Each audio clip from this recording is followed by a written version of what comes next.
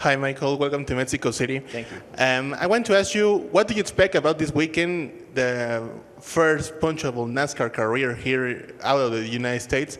And what is your favorite thing about Mexico? So my favorite thing about Mexico, it's been 20 years since I've raced here, but it's the fans. Like, I just know how Sunday's going to be, and it's incredible energy and an incredible atmosphere, and it feels like a festival and a concert and a race all happening at one time. And like I said, it was 20 years ago when I was here, but at the time, Luis Diaz and Mario Dominguez were racing, and those guys were heroes. Like, every time they went into a corner, you heard the crowd cheer. And wherever they walked, the crowd went nuts. And I'm just like, I can't imagine what it's going to be like for Daniel on Sunday. I really can't. It's going to be wild.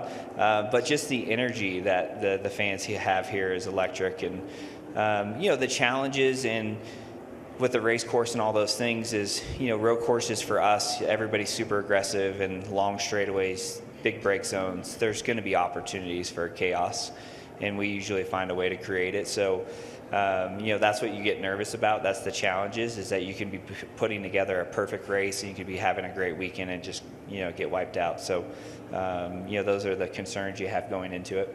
Matt Weaver, The Sporting News. As a guy that's raced here before in Grand Am, and certainly your open wheel background, that discipline is they're familiar with racing on international stages. How important is it for NASCAR and the Cup Series to take its show here to Mexico and to the world stage in general? Well, really important. I think that, I want to be careful because I know people will take little sound bites, but we have some of the best racing in the world, if not the best racing. When it comes to side-by-side passes, passing for the lead, and I think that the product that we put on and the race that we put on, we should be on a global stage. And this is that first step for us to do that. And I hope that in the future we'll continue to make those advancements, because I feel like our sport is cool and big enough and exciting enough to pull that off. And you just see the momentum with Formula One, and you see the momentum with IndyCar. Yes, our racing is different, but I believe that when you sit in the stands, we put on a better show. Dustin Long, NBC Sports. Michael, what are the areas you feel like you need to be good at here, and what are the compromises you have to make on track to be good in those areas?